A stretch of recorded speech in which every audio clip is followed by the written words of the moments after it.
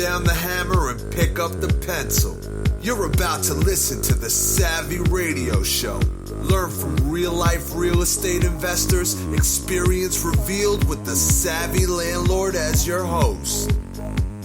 What's going on, ladies and gentlemen, boys and some girls and friends and young, old, and all around, and single-family investors, regular entrepreneur investors, and a new following that I have just cultivated, commercial real estate investors. Yep.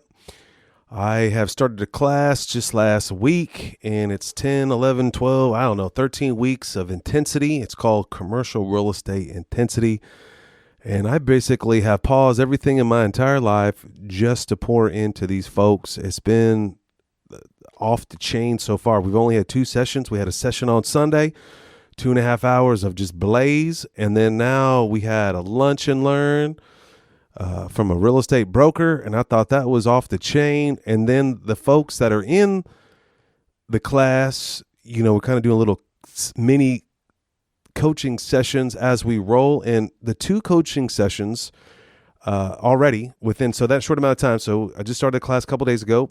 And then I met with 2 people for 15 minutes and then did a whole other hour and some change with the speaker, which was a real estate broker. And before I even walked into that, I had a meeting with a homeboy and he's like, I'm about to go meet a broker. What do I do? That's a good question. Actually, I really like that question. And you are just helping me with the content, A, for the class, and B, for the Savvy Radio Show. And you tuned in. And so if you're not into commercial real estate, hit pause, stop. You could probably apply this to single family. If you wanted to buy a single family asset, you probably need to build a relationship with a real estate agent. And ultimately, I think where I failed and demised myself is that I'd never really developed intimate relationships with brokers or brokerage. I regret that. I have a ton of great friends that are realtors, and I hope and pray one day they become brokers, and so we can really make this world spin and do a lot more transactions. But for whatever it's worth, whatever. So my friend, client asked me, I'm about to go meet a broker. What should I do? Okay, so I'm gonna go fast and furious here. So hang on, and here we go.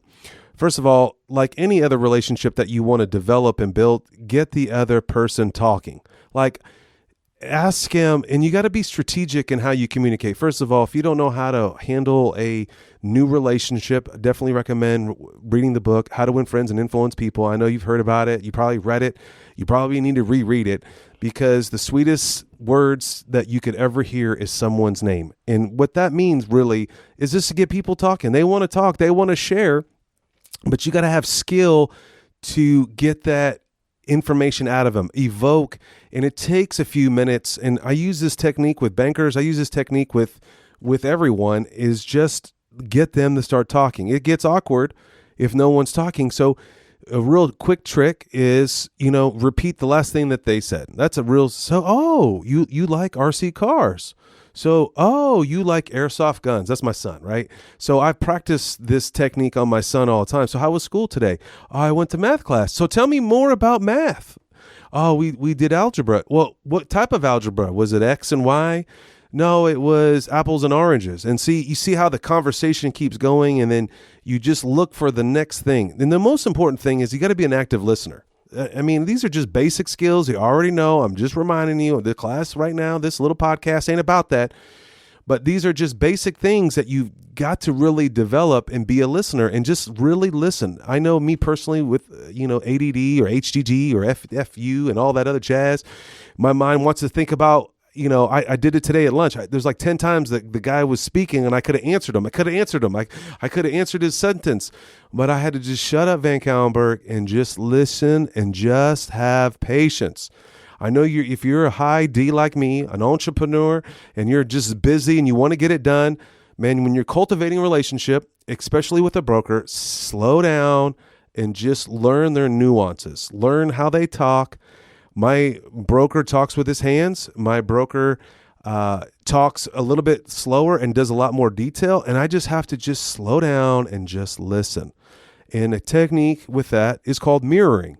Someone crosses their arms, you cross your arms. I noticed, and I did it in class, and we videotaped it today.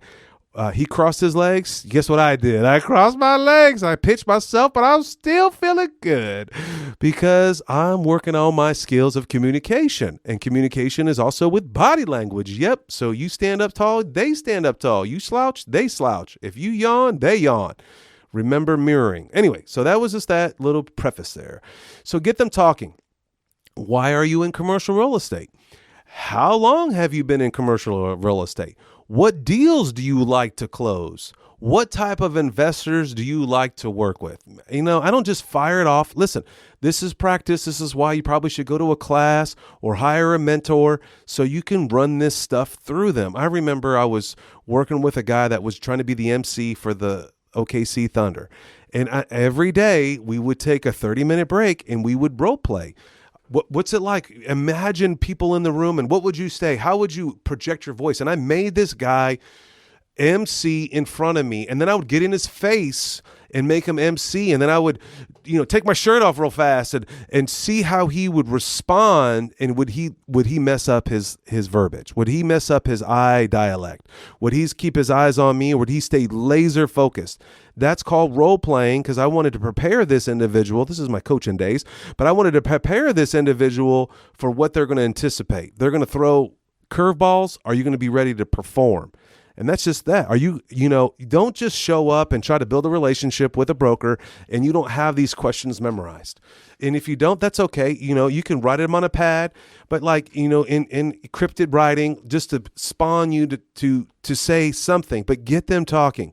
Every time I have this new relationship, a new banker, they want to meet. I'm like, oh God, and then I try to, cover the pleasantries of business, what's your portfolio? How big are you? What's your goals? Corporate ladder climber, whatever. And then I just shoot right for the personality. I try to find something that's a common ground so we can grow together. And in this case, my broker, he took a liking to me of some sort of fashion. Maybe it was the language that we would share that I understood what it took to be a commercial broker. And we just hit it off. Now, there's some commercial brokers that wear suits that don't like me, and they're about dollar bills and professionalism, and I'm more about genuine and hanging out, and let's all win on a deal. And you win because you make a commission, but I want people to be wealthy, right? This is the main reason why I even do this podcast. I want you on the other side, the receiver of this information that would instill in your business, and you become wealthy through this process of growing and learning and becoming a better human being. You give back and you can be wealthy. We can buy a high-end bike and we can ride on a mountain field somewhere, on a mountain track somewhere, or maybe in my local backyard at one of my favorite trails. Whatever the case may be, whatever your motivation is, that's one thing you need to know. What's your motivation? What I'm saying by motivation, what's your reason for this meeting? Why do you want this broker to work with you? Real simple. Give them parameters of what you're looking for. You can get them talking for 15, 20 minutes and, they'll get the clue, like, where is this going? And so you need to be ready, say, what do I want? And you don't just come out and say, yeah, I want to make $1 million tomorrow. Give me 4 apartments. That's just ignorance. You just can't talk like that. But they want something. They want to serve you. They're in a service-based business. They make commission. They don't want to dilly-dally. If you're not ready, don't give them generalities, or give them very specific things and a few of those things. And here's some just real quick ones. You can adopt these if you like, or I would definitely practice. Email me one, and I could role play with you. But I'm looking for a warehouse space, and my budget's $1 to $3 million. See that? I also did a range. I'm genuinely looking for warehouse space here in Oklahoma City, and my budget is $1 to $3 million. Of course, I will look at anything that you serve me, right? Because maybe this individual may not come across warehouse space, but they have some land, and I am actually looking for land as well. But of course, I'm looking for anything that serves me, meaning anything that has a profitability. I also communicate my parameters. I have dabbled in office space, but I'm not a fan. So don't serve me office space, because I am not the best leasing agent on the planet. Actually, I'm the worst person on the planet to own office space. I don't know why. It has been a lifelong struggle, but I'm down. I'm just thankful that I'm 80% occupied. I also say things like this. I really like 5,000 square foot flex space or below. And there's multiple reasons why I do that. And I just throw that out there just to see what they say. And, one is I don't want to put a sprinkler system in a building. And 5,000 square foot, it's usually in my price range, and it's usually easy for me to lease those out. When I get over 10,000 square foot spaces, I get a little nervous. It takes a bigger customer with a lot more resources, finances. And then I'll say something casual. Now, every way I'm communicating this drips of education that I'm familiar with this industry. So you got to learn this and memorize this if you want to be in commercial or in any investor arena in general. Someone will sniff you out that you don't know what you're talking about. You got to learn this stuff. Here's one right here. Apartments are super hot right now, but I would entertain a 20 or 50 unit boutique property. See, every real estate person on the planet knows that apartments are hot. I mean, industrial funds, retirement funds are buying apartments. It's so hot, you burn your hand, you touch them. But I would entertain that, meaning, hey, I'm open to it. And then I say the word boutique property. And that's what they're classified. Anything that's usually under 25 units is boutique. So he knows I know the industry, and he knows I'm looking and I can handle a 25 or 50 unit. And I could be self-managed, and I am a self-managed. So here's the goal here. The goal is to learn the language, whatever industry you're going to get into. If you're going to be an accountant, you got to learn the language. Even if you're not an accountant, you're going to sell accounting services. Hey, I do that. I had to learn the language. If you want to be successful in corporate housing, you're going to have to learn how to communicate with an HR person. HR people, what their job is to find housing for people, to serve their employees, to be the liaison between the big bad corporate people, the board of directors, to the small people in the mailroom. That's what you need to learn the language. What is it? What is there? Is there nuances? Is there? What's the term for upfront per diem? What does it take? What's your minimum? Is it 3-month minimum, 30-day minimum? How do you take possession? You got to know the language. Can they break a lease? Are you flexible with breaking the lease? How fast can they move in? Does it have to have certain amenities? If you're going to learn that trade, let's say corporate housing, short-term housing, you need to know this stuff. And then when I'm communicating and I'm having this meeting with this potentially new broker, hopefully, can you see yourself with this broker? Can you do business with them? Can you trust this person to call you back? Are they willing to hold your hand? I mean, these are just things, I had a broker for a while that was very successful, and I think he had some personal issues, and we just didn't see eye to eye somewhere, and we had a transaction kind of funky, and I think he got frustrated with me and he kind of disappeared on me. And then he would call me back at random. And man, that's just not a person I want to do business with, and are they willing, if you're new to the game, are they willing to raise you up? I still have the same mentor over 25 years to this day. I'm so honored that he takes my call. But I realized the other day I called him on some transactions that I'm in the middle of. And our calls are very quick. They're right to the point. We're not, we do a little bit of the economy. We do it about, what's forecasting the 5, 10 year, 15 year plan. And I mean, that takes 3 minutes. And then I have my problem, and then he gives me a solution, and then I just thank him. It's just to the point. Is this broker, what kind of personality are they? Are they willing to hold your hand? Are they willing to, maybe they found out that this is your first transaction. Are they going to run away? Or do they have the heart to serve? Do they have the heart to train? Do they have the heart to give the education that you would need? Are they going to be with you during the due diligence? And of course, you can't figure all this out in the first interaction or the first luncheon or the first meeting, or if you meet this person at a meetup. But these are just things that I think about that will hopefully help you on your journey as you're trying to hire or do business with a broker. Here's some of the key points. First of all, communication is the critical part of every and any business. So right out the gate, if you can't understand what they're saying, or if you don't have the patience to listen to them, again, like I said earlier, my broker, he's a little bit slower than me when he communicates, and he communicates with his hands. As me, my mind runs like 1,000 minutes per second. I have 5 conversations going on in my mind. I'm surprised I can barely speak. And I have to just know when I have lunch with my broker, who I just appreciate and I'm so thankful for, I have to slow down and shut my phone off and just listen. When you're communicating, okay, in this meeting, and this is with a banker or with another real estate agent or even with a private lender, you have to have a tone of confidence in who you are as an investor. Kind of like swag without ignorance or too cocky. Like, you got to be confident. Yes, I am a real estate investor. If you need to look in the mirror and say this 1,000 times, and if you never done a deal, hey, whatever it takes, or borrow someone else's credibility, but you got to have that type of confidence. People do not want to do business with people that are not confident, period. Simple. You know this. I had to tell you again. It's just confidence. You have to be confident. You have to be comfortable in who you are as an individual. Has there been a time where I have been insecure and trying to communicate with a banker, and that banker held my hand? Man, I was fortunate and honored. And that banker became my mentor. That's like 15, 20 years ago, Mr. Ken Monier. And I'll never forget that he took my hand and he helped me with my financial statement, and he did he did my portfolio with me and walked me through.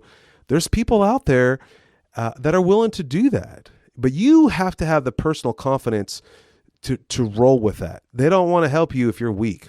Okay. So you got to be comfortable and you got to be confident in who you are.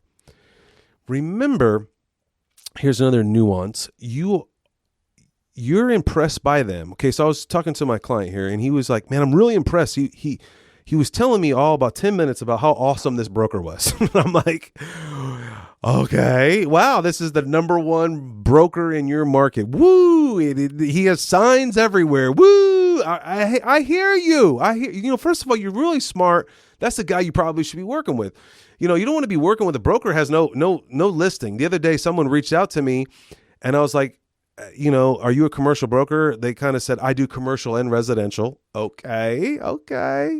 And then I was like, what's your website? And then the dude ghosted me. Like, cause you would figure out that I would figure out that you just do residential. And I'm not looking for residential. I'm looking to work with commercial people. But here's the point my homie was trying to convey to me, get me to guide him in this. He's like, I said, you are impressed with them. They need to be impressed with you. Oh, drop it like it's hot. Let me tell you one more time, ladies and gentlemen. Pull the car over, take your pen out. If you're impressed with them, they need to be impressed with you. It's your job to get them on your Nickies. Oh, if you don't know Nickies, I won't keep this PG. But you feel me? You hear me? You got me? They got to get on your nuts. All right. You're on their nuts. Get them on your nuts. How? Maybe it's in another industry. Maybe it's because you're a super mountain biker. Whatever the case may be, you're impressed with them. They need to be impressed with you. You need to be at their level mentally. Get on the Nickies and let them ride with you. All right. Now, during this whole conversation, you're probably insecure. You're like, this guy VanCauwenbergh, what the hell's wrong with you? Don't worry about it, man. I still got about half a podcast here, so we will keep on rolling. Express some of your history of deals that have gone away or you have closed. Like, I have failed multiple times in commercial. I'm not proud of them, but they have been great lessons. And sometimes I would lead with, I wish I would have, the due diligence on this 34,000 square foot place on Kelly and 36th. We found some contaminants from this 1950s dry cleaning. Have you ever seen anything like that? No, I haven't. But they start telling about their deal of where they failed. And then that leads into, that's kind of like a deal that went bad or busted or didn't go well, into deals that you have closed. Yeah, I've closed this 14-unit apartment building in Lincoln Terrace area. It has been a legacy property for me. And then, just terminology. Well, what does legacy property mean to me? And what does it mean to them? And that's another way to conversate with someone. What you like in the broker is kind of important. What takes the skill, okay, sorry, I can read my own notes. I can't even freaking speak here. I go, sometimes what I like in a broker and what I don't like. And sometimes, I like these certain things about a broker. Sometimes this is a conversation that I lead, just like dating somebody. Where is this going? Are you going to be the broker that's going to be with me? And what the point I'm trying to get to is, like, I was just recently helping another young investor hire a new accountant. And I'm like, here's these 10 questions that you need to go ask them. But here's the number one deal maker question for me. Go ask that accountant, if you got audited, would you stand with the IRS with me? And you'd be pleasantly be surprised how many people say no. And out of 10 people, how many people would say yes? And in what's honest, I probably have only, out of 10 people, maybe 20%, maybe 2 people said yes. And 8 people, or 8 accountants or CPAs, whatever you want to call them, said no. And that just tells me right there, that's just not the kind of people, if I'm in a sinking ship, man, I'd really like for you to be, grabbing an oar with me and we could get this ball rolling, because I've been paying you for a while and you just going to bail on me. Oh, it's okay. This ain't like Walmart where they just throw you out, no big deal. They don't need your money.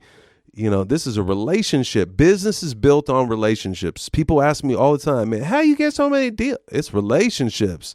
20 years of faithfulness, of card writing and special gifts. Just like the speaker that just came to my lunch and learn, I'm going to reward that person for their time. Maybe a thank you works.